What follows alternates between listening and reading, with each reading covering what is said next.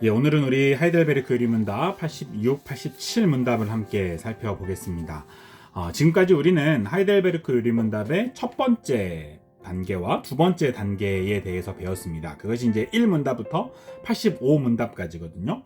자, 첫 번째 단계였던 1에서 11문답까지에서는 우리가 인간의 죄와 비참함에 대해서 배웠죠. 인간은 죄로 인하여서 완전히 부패하였고 그 결과로 본성상 하나님과 이웃을 미워하며 자기 자신만을 사랑하는 비참함에 빠져 있죠. 여기에서 인간이 가지고 있는 모든 고통이 발생합니다. 그런데 인간은 스스로 이 비참함에서 벗어날 수 없죠. 이것이 우리가 1문답에서 11문답까지 배운 내용입니다. 두 번째 단계에서는 우리는 이런 죄와 비참함에 놓여 있었는데 그런 우리를 하나님께서 사랑하셔서 오직 한 분 참 하나님이시며 참 인간이신 예수 그리스도를 통하여서 우리를 하나님께서 구원하셨죠. 이것이 하이델베르크 요리문답 두 번째 단계가 가르치는 바입니다.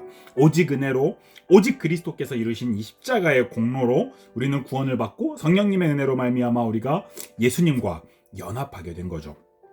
그래서 이제 우리는 우리 죄에 대한 심판을 두려워하며 이 죄의 고통 속에 비참함에 빠져있는 그런 죄인이 아니라 하나님의 자녀로 하나님 나라의 백성으로 살게 되었습니다.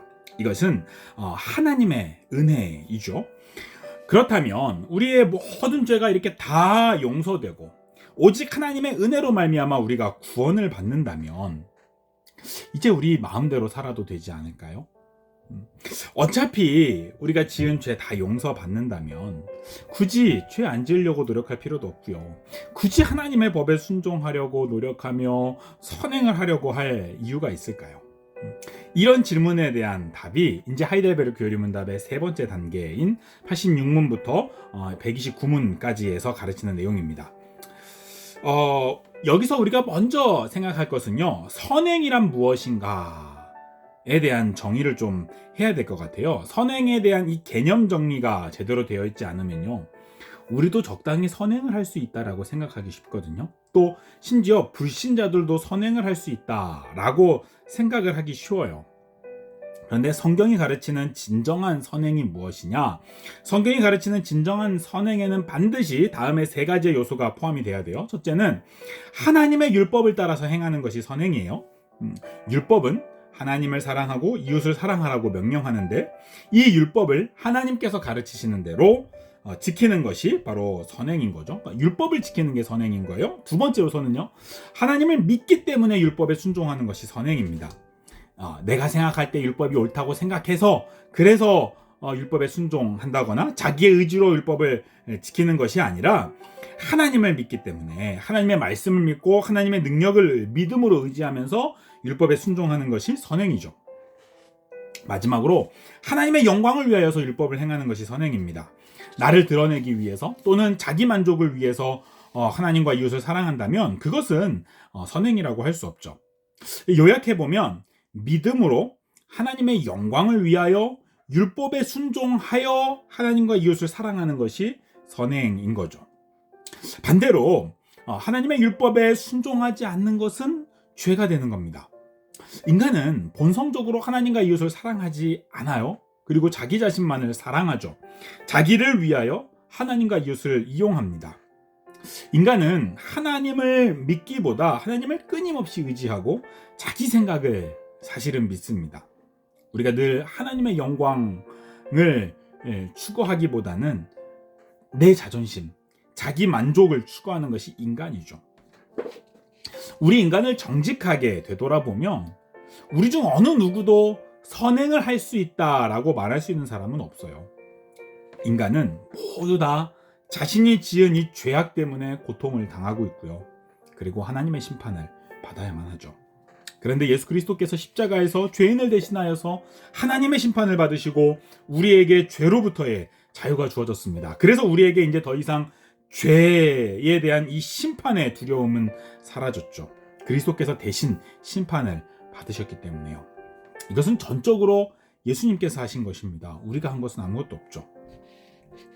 그렇다면 이 구원받은 그리스도인들에게 율법에 온전하게 순종하는 선행이란 무엇은 의미일까? 구원받기 전에는 선행을 할 수 있는 사람은 아무도 없었잖아요. 그럼 구원받은 이후에 우리들에게는 율법에 온전하게 순종하는 선행이란 무슨 의미가 있는가라는 거죠. 이것이 이제 86문답, 87문답에서 이제 가르치는 바이고요. 앞으로 이제 3단계, 이 세 번째 단계, 하이델베르크 율문답의 세 번째 단계에서 가르치는 바이죠. 86문은요, 성도가 왜 선행을 해야 하는지를 가르칩니다. 86문은 이렇게 물어요. 우리의 공로가 조금도 없이 그리스도로 말미암아 오직 은혜로 우리의 죄와 비참함으로부터 구원을 받았는데 우리는 왜 또한 선행을 해야 합니까? 여기에 대한 답은요, 그리스도께서 그의 보혈로 우리를 구속하셨을 뿐 아니라 그의 성령으로 우리를 새롭게 하여 그의 형상을 닮게 하시기 때문입니다. 이것은 우리가 모든 삶으로서 하나님의 은덕에 감사하고 하나님께서 우리를 통해 찬양을 받으시기 위함이며, 또한 우리 각 사람이 그 열매로서 자신의 믿음에 대한 확신을 얻고 경건한 삶으로서 다른 사람을 그리스도께 인도하기 위함입니다. 이것이 그리스도인이 선행을 해야 하는 이유를 말하는 거예요. 로마서 6장 12절에서 14절 말씀을 보면요, 우리에게 성경은 자신의 몸을 죄에게 드리지 말고 하나님께 드리라고 가르쳐요. 근데 우리가 앞에서 살펴본 바와 같이 우리 인간에게는 인간 스스로 죄를 거부할 수 있는 능력이 없잖아요. 우리는 죄를 지을 수밖에 없는 죄의 노예이거든요. 죄는 인간을 지배해요. 죄는 중독성도 가지고 있어요. 그래서 인간이 한번 죄를 범하기 시작하면요, 그 죄에서 벗어나기가 굉장히 어려워요. 마치 늪에 빠진 것처럼 그 죄를 짓지 않으려고 노력을 해도 죄 속으로 들어가요. 그게 인간이거든요. 그런데 구원받은 성도들에게는 성경은 더 이상 죄에게 몸을 들이지 말라고 가르칩니다. 왜냐하면 구원받은 성도는 이 죄로부터의 자유를 얻었고요, 이 죄를 이길 수 있는 능력을 받았기 때문에 그렇습니다. 그리스도의 은혜로 말미암아 이제 더 이상 죄가 성도를 지배하지 못한다라는 거죠. 그리고 도리어 성도가 죄를 다스릴 수 있는 능력을 받았다는 거예요. 이 자유와 이 능력이 바로 성령님께서 우리 안에서 하시는 일입니다. 성령님의 은혜로 말미암아 성도들은 죄를 짓지 않을 수 있는 자유가 주어진 거예요. 인증 우리가 죄를 짓지 않으려고 하면 죄를 짓지 않을 수 있어요. 성령님께서 우리 안에서 그 능력과 그 자유를 주신 거죠. 그러므로 성도들은 죄를 이기는 삶을 살아가며 선행을 해야 된다라는 거예요. 하이델베르크 율문답 이 86문답에서 성도가 선행을 해야 하는 이유를 크게 세 가지로 제시합니다. 첫 번째는 성령님께서 성도들을 새롭게 하셔서 예수님을 닮게 하셨고 죄를 이길 수 있는 능력을 주셨기 때문에 우리는 선행을 해야 된다라는 거죠. 우리가 받은 구원이라고 하는 것은요, 단순히 죽어서 천국 가는 것을 의미하지 않습니다. 우리가 받은 구원은요, 성령님께서 우리를 근본적으로 다시 태어나게 하시는 재창조, 거듭남을 의미하죠. 우리는 원래 본성상 죄를 거부할 수 없는 죄의 노예 상태였어요. 그래서 그 죄 때문에 고통을 당하고 있었죠. 본성상 하나님과 이웃을 사랑할 수 없고요, 자기만을 사랑할 수밖에 없으며, 그래서 고통 속에서 비참함에 빠져 있었던 존재들이에요. 그런데 그런 우리들이 거듭난 거예요. 죄의 노예에서 의의 종으로 거듭난 거예요. 그리스도를 닮은 거룩하고 영광스러운 존재로 우리가 다시 태어난 거예요. 이게 성령님께서 우리 안에서 하신 일이죠. 그래서 구원받기 전에는 율법에 순종할 능력 자체가 우리에게 없었는데, 구원받은 후에, 거듭난 후에는 우리 안에 율법에 순종할 수 있는 능력이 우리에게 주어진 거죠. 예수님께서 이 땅을 살아가시면서 죄가 없이 살으셨던 것처럼 우리도 죄를 범하지 않으며 살 수 있는 능력을 받은 거예요. 물론 우리도 거듭난 후에도 이 땅에서 수시로 죄를 범하기도 합니다. 그러나 우리는 점진적으로 죄를 범하지 않는 존재로 계속 변화되어 가고 있는 중입니다. 성령님께서 우리 안에서 우리를 죄짓지 않는 존재로 변화시키고 계시는 거죠. 그것을 우리는 성화라고 말해요. 그리고 예수님께서 다시 오시는 날에 우리는 다시는 죄를 짓지 않는 존재로 온전하게 영화롭게 변화될 겁니다. 그것을 영화라고 말하죠. 이것이 바로 성령님께서 우리 안에서 지금 행하고 계시는 신비한 구원의 사역이에요. 그래서 구원받은 사람은 죄짓지 않으려고 노력해요. 구원받은 사람은요, 선을 행하기 시작해요. 이제 우리가 죄를 이기고 선을 행할 수 있기 때문에 그렇죠. 두 번째로 성도가 선행을 해야 하는 이유는요, 우리가 받은 구원에 우리가 감사하며 하나님을 찬양하기 위해서 그렇습니다. 아무런 공로가 없이 오직 하나님의 은혜로 그리스도의 구속의 공로로 말미암아 우리가 하나님께 구원받았잖아요. 그렇다면 그렇게 구원받은 우리가 어떻게 하나님께 감사하며 찬양할 수 있을까요? 하이델베르크 율문답은요, 하나님을 향한 감사와 찬양은요, 곧 율법에 순종하여 선행하는 것이라고 말합니다.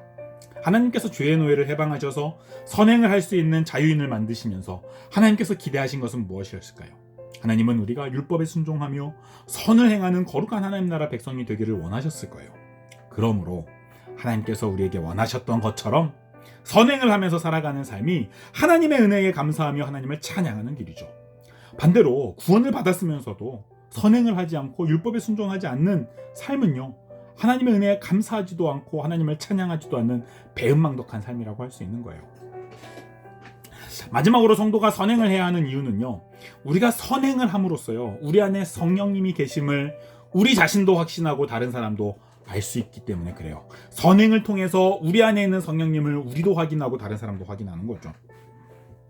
성도가 믿음으로 하나님의 영광을 위하여서 하나님과 이웃을 사랑하는 선행을 한다는 것은요, 성도가 하는 게 아니에요. 성도 안에 있는 성령님께서 계시기 때문에 할 수 있는 일이죠. 성령님이 없으면요, 성도는 결코 선행을 할 수 없습니다. 다시 말해서 구원받지 않으면요, 결코 성도는 하나님도 사랑하지 못하고 사람들도 사랑하지 못해요. 하나님의 영광을 위해 살지 못해요. 그런데 우리가 가끔씩 선행을 하잖아요. 우리가 율법에 순종하려고 노력하고 때로는 순종을 해요. 때로는 정말 하나님의 영광을 위하여 하나님을 사랑하고 이웃을 사랑하는 삶을 살아요. 그럴 때마다 우리는요, 우리 안에 성령님이 계시는구나를 확신할 수 있는 거예요. 내가 구원받은 백성이구나를 확신할 수 있는 거예요. 그래서 우리가 선행을 할 때마다 우리는 구원을 확신하게 되는 거예요. 우리의 선행이 구원의 근거가 되지는 못하지만 그 선행이 구원의 증거가 되기 때문에 우리는 우리의 선행을 바라보면서 하나님께서 우리에게 주신 구원을 확신하는 거죠. 또한 우리가 선행을 할 때마다 우리 안에 성령님이 계시는 것을요, 다른 사람들이 보기 시작해요.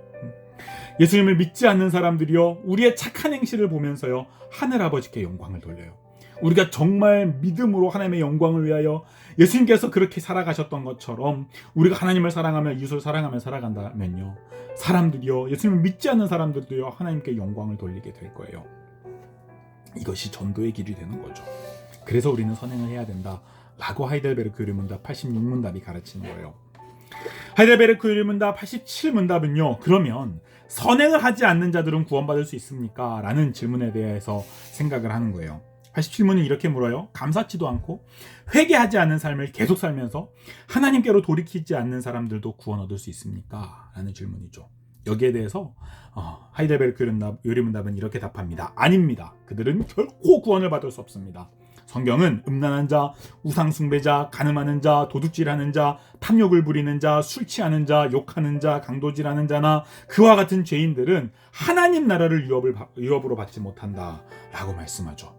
우리가 이 죄의 비참함에서 구원받은 것은요, 전적으로 하나님의 은혜예요. 오직 예수 그리스도께서 십자가의 공로로 우리를 구원하신 거죠. 구원받기 전에 인간은 어느 누구도 선행을 행할 수가 없었어요. 그래서 선행을 통해서 구원받을 수 있는 사람은 아무도 없어요. 그러나 구원받은 자는 반드시 죄를 이기고 반드시 율법에 순종하여 선행을 하는 삶으로 변화되게 되어 있어요. 한 번에 완전하게 변화되어지지 못한다고 할지라도요, 점진적으로 계속 변화되어 가게 되어 있어요. 죄를 범하는 옛사람의 본성이 변화되어서 죄를 이기고 율법에 순종하여 선을 행하려고 하는 새 사람의 본성이 우리 안에 생겼기 때문에 그런 거죠. 그래서 구원받은 사람들에게는 반드시 삶의 변화, 반드시 죄를 이기는 삶으로의 변화가 나타나게 되어 있습니다. 그런데 예수님을 믿고 구원을 받았다고 하면서도 여전히 죄를 즐기고 율법에 순종하며 선을 행하려고 하는 그런 삶으로의 변화가 없다면 그는 실제로 예수님 믿지 않은 사람이죠. 그래서 성경은 그들에게 하나님의 나라가 그들에겐 주어지지 않는다라고 가르치는 거예요. 진정으로 예수님을 믿는다면요, 진정으로 성령님께서 그 안에 계신다면요, 결코 죄를 즐길 수 없어요. 죄를 때로는 범할 수 있겠지만 그 죄 때문에 더 아파하는 것이 구원받은 사람의 태도예요. 성도는 음란, 우상숭배, 간음, 도둑질, 탐욕, 술취함, 욕설, 강도질과 같은 그런 악을 즐길 수 없습니다. 사실 이러한 죄에 대한 완전한 승리는 예수님께서 다시 오신 후에 우리에게 주어질 거예요. 예수님 다시 오신 후에는 다시는 그런 죄를 짓지 않을 거예요. 예수님께서 재림 후에 우리에게 새하늘과 새 땅을 주실 건데요, 그 새하늘과 새 땅은 죄도 없고 죄로 인한 고통과 슬픔과 아픔도 없는 곳이죠. 그러나 이 땅에서 우리는 때때로 무너지고 죄를 범하기도 해요. 그러나 그럴 때마다 끊임없이 우리 안에 계신 성령님은 우리를 때로는 책망하시고 때로는 격려하시면서 죄를 이겨갈 수 있도록 우리를 변화시키고 계시죠. 그 성령님이 안에 계신 사람이 어떻게 죄를 즐기며 죄에 빠져 있을 수 있겠어요? 진정으로 구원받은 성도들은요, 반드시 죄를 혐오합니다. 그리고 하나님의 율법을 사랑하고 선행을 하기를 간절히 소망하죠. 하나님의 율법에 순종하는 이 선행은 구원의 근거가 될 수 없습니다. 하나님의 은혜로 구원받기 전에는 어느 누구도 선행을 할 수 없기 때문이죠. 그러나 율법에 순종하는 선행은 구원의 증거입니다. 구원의 가장 확실한 증거입니다. 하나님의 은혜로 구원받은 사람은 반드시 선행을 하려고 하는 삶으로 변화되기 때문에 그렇죠. 그러므로 선행이 없고 여전히 죄를 즐기는 자는 구원받은 자라고 할 수 없습니다. 결론을 맺으면요, 구원에 대한 우리의 가장 큰 오해는요, 하나님께서 우리의 과거와 현재와 미래의 죄를 다 용서하셨기 때문에 이제부터는 우리가 마음껏 죄져도 된다라는 생각이에요. 그러나 성경은 그렇게 가르치지 않아요. 우리의 믿음의 선진들이 믿었던 진리는 결코 그렇지 않아요.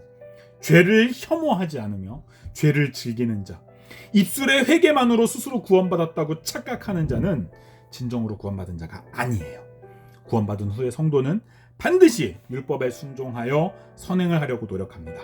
그리스도인이 받은 자유는 마음껏 죄져도 된다라는 자유가 아닙니다. 자기 마음대로 살아가도 된다라는 자유가 아닙니다. 그리스도인이 받은 자유는요, 더 이상 죄의 노예로, 죄밖에 지을 수 없는 존재로, 죄에서 벗어날 수 없는 그 죄의 노예에서 해방되어서 율법에 순종할 수 있는 자유, 선행을 할 수 있는 자유가 주어진 거예요.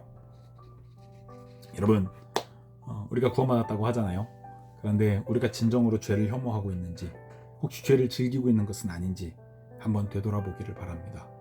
우리가 죄를 범할 때마다 정말 가슴 아파하며 이 죄를 이기기 위해서 더욱 성령님께 도움을 구하고 있는지 생각해 봤으면 좋겠어요. 율법에 순종하여서 하나님과 이웃을 사랑하는 마음으로 가득 찼는지, 그렇다면 우리는 구원받은 사람이 확실해요.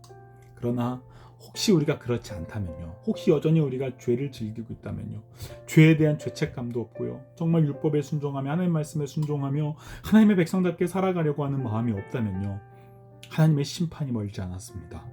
진심으로 죄를 회개하고 돌이켜서 예수 그리스도의 복음을 믿고 구원을 받으시기를 바랍니다. 그리고 율법에 순종하여 선행을 할 수 있는 이 자유, 구원을 통하여서 우리에게 주신 그 자유를 누리며 하나님께 영광을 돌리며 살아갈 수 있는 저와 여러분 될 수 있기를 바랍니다. 오늘은 이렇게 마치겠습니다. 고맙습니다.